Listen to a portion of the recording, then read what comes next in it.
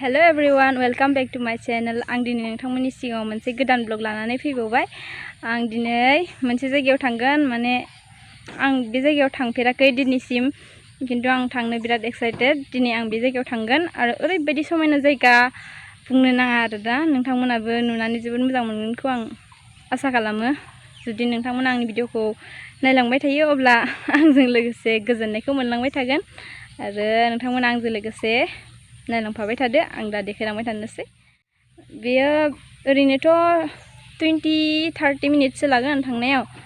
ओमफ्राय बिदिब्ला नोंथांमोना आंनि भिडिअखौ नायलांबाय थादो ना मा होनो। थौदो बिदिब्ला थांनोसै। एबार लोगोफोर लेंनो थांनोसै।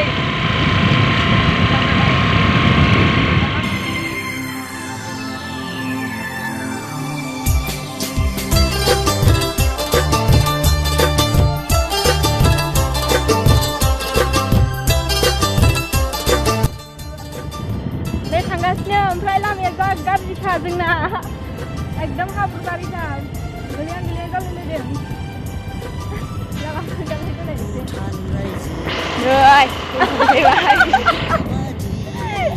जोंना स्टेन्डबो गैया, ओंखायनो बेबायदि आखाइजोंबो देखायनांदोंमोन। ओमफ्राय दा जों थांबाय थानोसै। लोगोफोरखौ लोगो मोनबाय, बिसोरो उनाव फैगासिनो। ओमफ्राय दा जों सिगां आरोना, ओमफ्राय आरो लोगोफोर लोगो लाहैबावगोन, ससेयाव दंबावो। थ' जों दायो थांबाय थानोसै। जारौ नोंनि खावलाया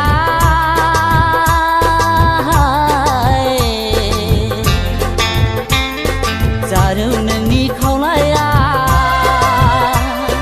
जारौ नोंनि खावलाया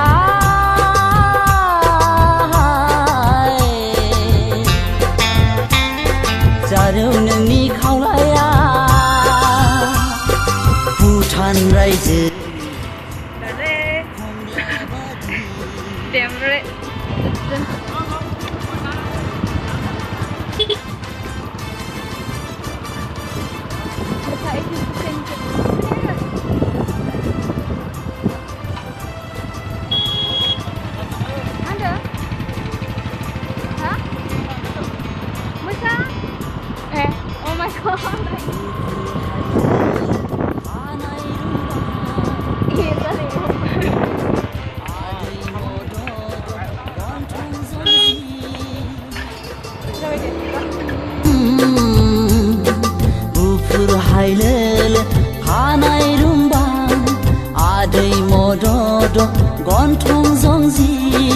गारि बाइक स्कुटि बेयावनो दोनथ'लाङो गासिबो मानसिफोरा नै जाखादों।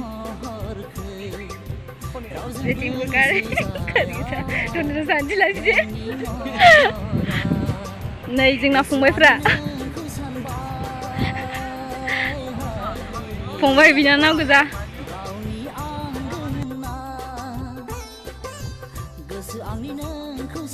दैयाव दा ज्राव गोलैना होबावनांगौ।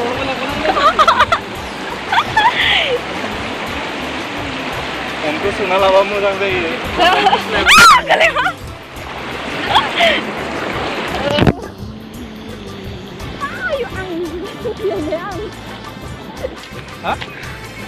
आरो लामा थाबायगासिनो जों नै थाबायलांगासिनो खमसे खम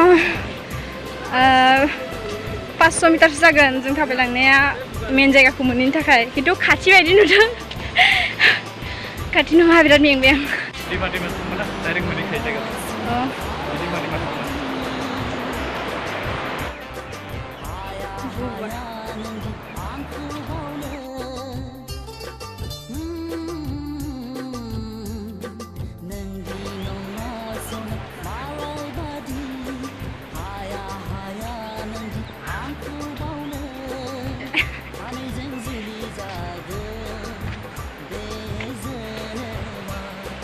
Pwibai मा होनोमोनलाय रुपहि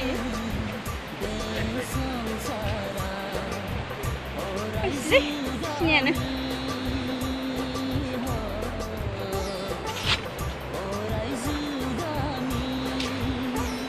हाग्रा बारि सौसिलांगासिनो जोङो। बरिया सेक्सी प्लेस, ठंडा गथ'आ लोगोफोरा बेयाव फैयोबा फै जुदि बेफोर आर्मिनि ट्रेनिंफोरखौ लानोबा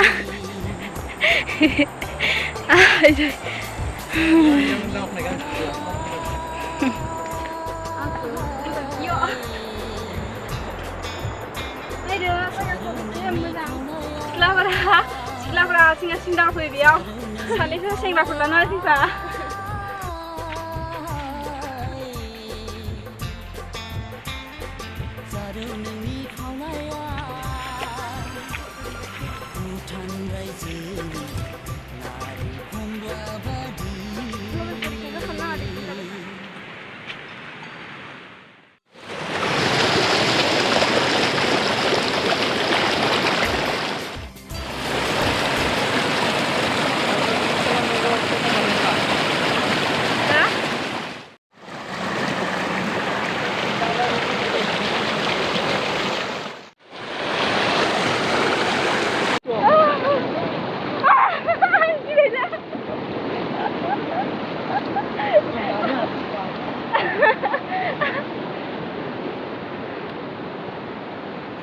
Pwibai.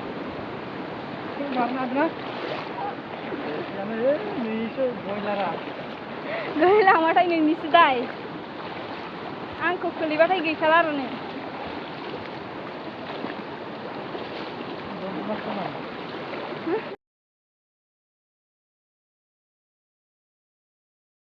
माखासे लोगोफोरा सिगाङाव थांजोबबायमोन सासेल' लोगो थाफादों आंखौ हमथाबाय थादों आरो बेयो हमथाना होदों बोहैबाय थानाय दैमाखौ हारसिं जा बारनो गियो आं जों मोनफैबाय